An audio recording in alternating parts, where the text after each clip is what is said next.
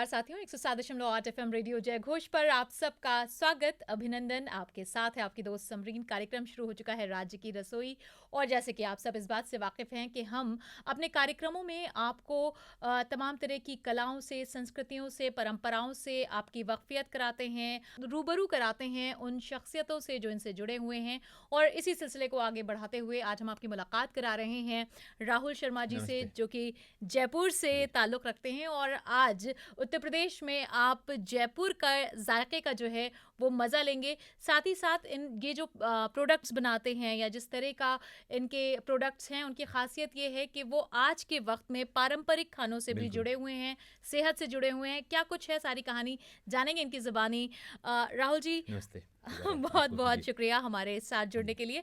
कैसे शुरुआत हुई इस सेटअप की आपकी? ठीक है, हम ये बताना चाहते हैं कि हुँ, जो शरबत खाना तो हम अलग-अलग तरह का खाते ही हैं हुँ, हुँ, और पौष्टिक भी खाते हैं, हुँ, लेकिन हमें जैसे शरबत पीना होता है ठंड के समय या गर्मी के समय, हुँ, तो परंपरागत तरीके से जब शरबत बनता था, जिसको ट्रेडिशनल वे ऑफ शरबत मेकिंग कहते हैं, हुँ, तो उसमें ये था कि आप उष्ण पेय और शीत पेय 2 तरह के पेय होते थे। ठीक है? हुँ। एक गर्मी के समय होता था, एक सर्दी के समय होता था। आप तासीर की बात कर रहे हैं तासीर की कि बात करें, हाँ। सर्दियों में आपको गरम हाँ, खाना हाँ, चाहिए और बिल्कुल, गर्मियों बिल्कुल। में तो ठंडा उष्ण पेय और तासीर वाला। शीत पेय 2 कैटेगरी होती थी, हुँ, कौन-कौन से शरबत आपको गर्मी में पीने हैं, कौन-कौन से सर्दी में पीने हैं। हुँ, जब कार्बोनेटेड ड्रिंक आया, ठीक है, तो हुँ, ये सारे शरबत गायब हो गए और हुँ, लोगों ने ये समझना शुरू कर दिया कि शरबत सिर्फ गर्मियों में पिए जाते हैं, हुँ, जबकि वो गर्मियों में है नहीं।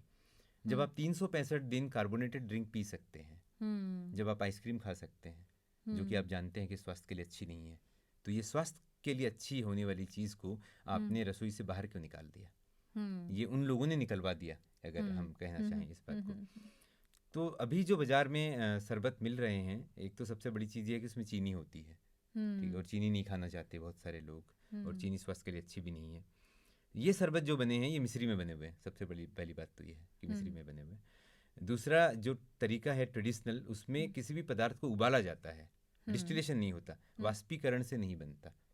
जब आप हुँ, वाष्पीकरण से बनाते हैं तो रंग नहीं जाता, तो आपको फूड कलर डालना पड़ता है, फिर हुँ, आपको प्रिजर्वेटिव डालने पड़ते हैं, आर्टिफिशियल फ्रेगनेंस डालनी पड़ती है। हुँ, और आप ये कैसे एसर्टेन करेंगी, हुँ, मालूमात करेंगी कि हुँ, आपने जो शरबत की बोतल खरीदी है हुँ, उसमें फूड कलर 100 ppm के अंदर है?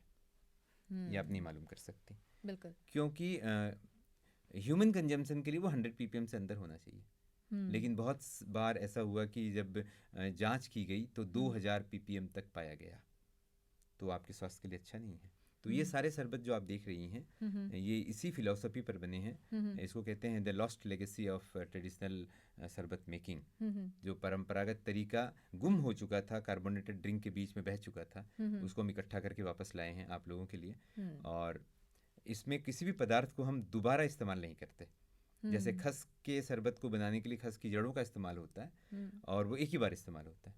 क्या बात है। चंदन के लिए चंदन की लकड़ी का इस्तेमाल होता है, सफ़ेद हुँ, चंदन की लकड़ी का, वो हुँ, दोबारा इस्तेमाल नहीं होता है, दोबारा उसकी अगरबत्ती बनती है, ठीक है, हुँ, उसको हम डिस्कार्ड कर देते हैं। तो ये जितने भी शरबत आप देख रही हैं, गुलाब है, हुँ, खस है, हुँ, पान है, हुँ, बहुत रेयरली आपने पान का शरबत सुना होगा हाँ। बाज़ार में, हाँ, बादाम का शरबत है। हाँ, बादाम के शरबत पर भी हम आपको बता दें कि हम बहुत सारी चीज़ों की मालूमात हम घरों में रखते हैं, हुँ, हुँ, जिनसे हमें कोई फ़र्क नहीं पड़ता, लेकिन हम खाने को डिस्कस नहीं करना चाहते, हम खाने हुँ, पर कोई बात नहीं करते। हुँ, तो बादाम का शरबत जो बाज़ार में मिल रहा है उसमें चीनी होती है, हुँ, और 1 लीटर में 25 ग्राम बादाम होती है। तो उफ़, आप ये समझिए कि 40 गिलास अगर बादाम का शरबत आपने उससे बनाया, हुँ, तो आपको आधा ग्राम बादाम डेली मिली। तो वो हुँ। बादाम का शरबत क्यों पीना है आपको? क्योंकि उससे तो अच्छा आप एक मर्तबान में बादाम रखिए, उसे देख लीजिए, तो स्वास्थ्य अच्छा हो जाएगा।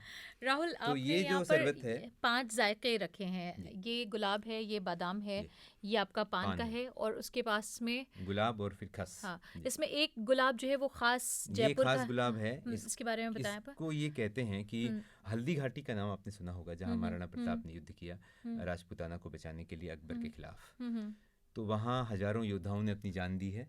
हुँ, ये मान्यता है कि ये जो गुलाब है, ये हुँ, प्रकृति ने लगाए हैं उन लोगों को श्रद्धांजलि देने के लिए, क्योंकि संसार में ये गुलाब कहीं नहीं होता। ये 10 किलोमीटर की रेडियस में होता है, हुँ। हल्दी घाटी में। तो इसका तो है ख़ास ये ये इसकी शरबत। खासियत है। तो हाँ, राजपूताना की आन बान शान को हाँ, बचाने वाली धरती से हम हाँ। आपके लिए गुलाब का शरबत लेकर आए हैं। तो आपको क्यों ज़रूरत लगी इन प्रोडक्ट्स की और कैसे ख़्याल आया आपको? क्या वो मोड़ था जिसमें आपने ये तय किया जो कि भी अब आपको ये काम करना जो है? भी प्रोडक्ट हम बना रहे हैं हुँ, हुँ। उनकी शुरुआत मेरे बच्चों से हुई है। ठीक अच्छा। है, क्योंकि उनको हाँ। कुछ खाना है और हुँ, हम बाजार का नहीं खिलाना चाहते, तो हुँ, हमने बच्चों के लिए बनाया। तो हुँ, जब बच्चों के लिए बनाया तो फिर हमने ये सोचा कि हमारे ही बच्चे नहीं हैं, दुनिया में तो हुँ, सबके बच्चे हैं, तो फिर हुँ, उनको क्यों नहीं खाना चाहिए। तो फिर हमने उसको बनाना शुरू किया हुँ, और अभी 25 राज्यों में जितनी भी हुँ, चीज़ें जा रही हैं हुँ, सब खुश हैं हुँ, और सब ये कहते हैं कि शरबत बहुत ही नायाब है हुँ, और 3 गुना महंगा है बाज़ार हुँ। से। जी। ठीक है, उसका कारण यही है कि जैसे बादाम की बोतल है, हुँ, इसमें 25 ग्राम बादाम होती है बाज़ार के शरबत में, अच्छा। हम डालते हैं 250 ग्राम, तो 10 हुँ, टाइम्स ज़्यादा है। ठीक है, हुँ, तो इसको पीने का फ़ायदा है कि हुँ, आप 250 ग्राम बादाम का मतलब 6 ग्राम बादाम एक गिलास में पी रहे हैं, 6 ग्राम। तो कुछ तो आपको लगा कि हाँ, बादाम आपने पी है। हुँ, और प्रिजर्वेशन का कोई इस्तेमाल नहीं होता, प्रिजर्वेटिव का, हुँ, और मिश्री में बने हुए तो आपके स्वास्थ्य के लिए अच्छे हैं। हुँ। आपके इन सारे प्रोडक्ट्स की एक ख़ासियत ये भी है मिलेट्स के लड्डू जो कि जी, बहुत ही फ़ेमस हैं, पॉपुलर हैं, बहुत ही स्वादिष्ट हैं। जी, मिलेट्स की बात की जाए तो एक वक़्त पे ये जो है हमारे खाने में शामिल था, लेकिन धीरे-धीरे बिल्कुल। ये दूर होता चला गया। उसकी वजह बताइए और फिर आपके ज़हन में कैसे आया कि आप मिलेट्स से लड्डू भी तैयार कर सकते हैं? मैं उसकी वजह ऐसे बताना चाहूँगा कि हुँ, जब हरित क्रांति आई हुँ, हुँ, तो बहुत सारे लोग, भुखमरी बहुत थी, हुँ, हुँ, तो कैसे अनाज ज़्यादा पैदा किया जाए। हुँ, हुँ, तो ज़्यादा अनाज पैदा करने के लिए हुँ, और आप ये मान लीजिए जो फर्टिलाइज़र कंपनियां हैं वो हुँ, अपना फर्टिलाइज़र कैसे बेचेंगी, क्योंकि हुँ, जितने भी मिलेट पैदा होते हैं इनमें हुँ, किसी फर्टिलाइज़र की ज़रूरत नहीं होती। ठीक है, हुँ, इनमें कोई पेस्टिसाइड नहीं चाहिए क्योंकि इनमें बीमारियां नहीं होती। हुँ, तो केमिकल कंपनी क्यों चाहेगी कि उनका केमिकल न बिके। तो करेक्ट। वो ऐसा प्रोडक्ट बाज़ार में होना चाहिए हुँ, जो लगाने पर किसान को बीमारियां भी हों, मतलब आपके एग्रीकल्चर में हुँ, हुँ, तो गेहूं में बीमारियां हो रही हैं या हुँ, चावल में बहुत ज़्यादा होता है, फंगस हो जाती है। हुँ, तो आप देखते हैं चावल पानी में डूबा होता है, चावल का पौधा, हुँ, उस हुँ, पानी में ही डाला जाता है इंसेक्टिसाइड पेस्टिसाइड। हुँ, मिलेट एक तरह से न बल्कि इस पर हम बाद में आएंगे, लेकिन हुँ, मैं आपको ये बता दूं कि ये उस किसान के लिए भी फ़ायदेमंद है जिसकी ज़मीन में पानी नहीं है, जिसकी हुँ, ज़मीन बंजर है। आज उसकी ज़मीन बंजर है तो वो चावल नहीं लगा सकता, वो गेहूँ नहीं लगा सकता, सब्जियाँ नहीं लगा सकता, वो मिलेट हुँ, लगा सकता है। करेक्ट लगा दूसरा, सकते हैं। हम वाटर कंजर्वेशन की बात कर रहे हैं, हुँ, आपको हुँ, पता है ना कि अब आगे आने वाला युद्ध पानी के लिए होगा। ठीक है, हुँ, हुँ, तो ये जो मिलेट हैं ये पानी बचाते हैं क्योंकि ये सिर्फ बारिश में होते हैं। ठीक है, तो हुँ, आपको पानी की ज़रूरत नहीं है, अंडर वाटर पानी की, तो हुँ, आप जल का वो दुरुपयोग नहीं कर रहे हैं। हुँ, इनमें कोई बीमारियां नहीं होती, तो किसान के लिए बहुत कम कीमत पर ये पैदा हो जाता है। फिर हुँ, फ़र्क है इनमें, 3 तरह के ग्रेन होते हैं, हुँ, एक हुँ, पॉजिटिव है, एक न्यूट्रल है, एक नेगेटिव है। तो जो हुँ, हम खा रहे हैं, हुँ, पूरी हिंदुस्तान की 140 करोड़ की आबादी वो हुँ, नेगेटिव खा रही है, क्योंकि चावल और गेहूँ नेगेटिव ग्रेन होता है। वो आपको हुँ, बीमार कर सकते हैं, वो हुँ, बीमारी को सही नहीं कर सकते।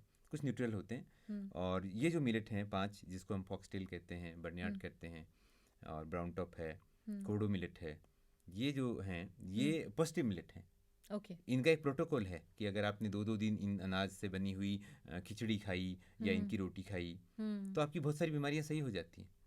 और हुँ, हमारे पास उदाहरण हैं बहुत सारे ऐसे जिनकी बीमारियां सही हुई हैं। हुँ, हुँ, बहुत सारे लोग मिलेट खा रहे हैं घरों में, हुँ, हुँ, हमने क्यों लड्डू बनाए? उसका हुँ, कारण ये था कि हुँ, आप मीठा तो खाते हैं, हाँ, खाने के बाद कुछ मीठा हाँ, खाना है, सब लोग गुड़ नहीं खाते, हुँ, कुछ खाना चाहते हैं आप। हुँ, तो क्यों आप बाज़ार की मिठाई खाना चाहते हैं जो आटे से बनी है हुँ, और जिसमें चीनी है, जो हुँ, 60% चीनी होती है उसमें।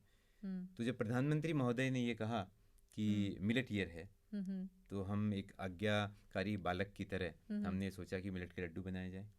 तो इसकी हुँ, खासियत ये है कि हम किसी भी लड्डू में दूसरा ड्राई फ्रूट नहीं डालते, एक ही अच्छा। ड्राई फ्रूट डालते हैं, हुँ, क्योंकि हुँ, हमने सुना कि बहुत सारे लोगों को बादाम से एलर्जी है, बहुत सारे हुँ, लोगों को काजू से एलर्जी है। अब हुँ, अगर सारे आप एक ही में डाल देंगे लड्डू में, हुँ, तो कौन खाएगा उसे। हुँ, हुँ, तो ये पांचों तरह के हमने बनाए, हुँ, हुँ, और हम इसमें न गुड़ का इस्तेमाल करते हैं, न हुँ, हम चीनी का इस्तेमाल करते हैं। हुँ, ये बने हैं खजूर से, अच्छा, और इसमें शहद का भी इस्तेमाल हुआ है, शहद से हाँ, बने हुए हैं।